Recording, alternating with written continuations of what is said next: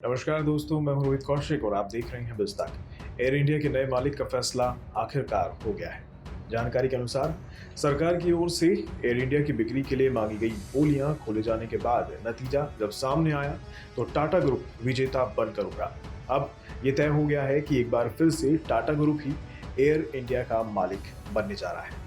आपको बता दें, हालांकि इस पर सरकार की ओर से निवेश और लोक संपत्ति प्रबंधन विभाग के सचिव ने ट्वीट कर कहा है कि सरकार ने एयर इंडिया के फाइनेंशियल बिड को मंजूरी दे दी है। ये खबर गलत है।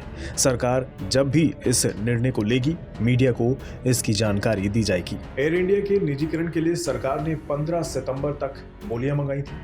टाटा ग्रुप के अलावा स्पाइस जेट भी इस कंपनी को खरीदने की होड़ में थी, लेकिन टाटा ग्रुप ने उससे ज्यादा की बोली लगाई और कंपनी का मालिकाना हक हासिल कर लिया। जानकारी के अनुसार एयर इंडिया के निजीकरण के लिए बनाई गई मंत्रियों की समिति ने बोलियों के सिलसिले में आखिरकार मंजूरी दे दी है। फिलहाल बोली अमाउंट को लेकर कोई जानकारी सामने नहीं आई है।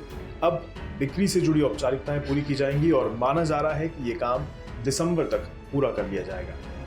आपको मालूम ही होगा, एयर इंडिया से टाटा का पुराना नाता रहा है।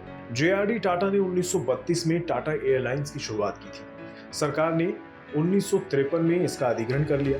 नई कंपनी का नाम एयर इंडिया इंटरनेशनल लिमिटेड रखा गया। इसके बाद इसे दो हिस्सों में बांटकर एयर इंडिया और इंडियन एयरलाइंस बनाई गई।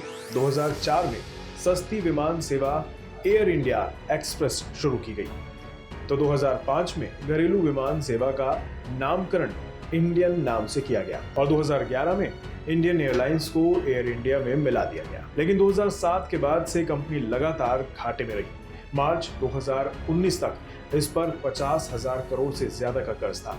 हालांकि एयर इंडिया पर कब्जे के साथ ही टाटा ग्रुप को कर्जों के साथ विरासत में विमानों का विशाल बेड़ा और बड़ी संपत्ति भी मिलेगी।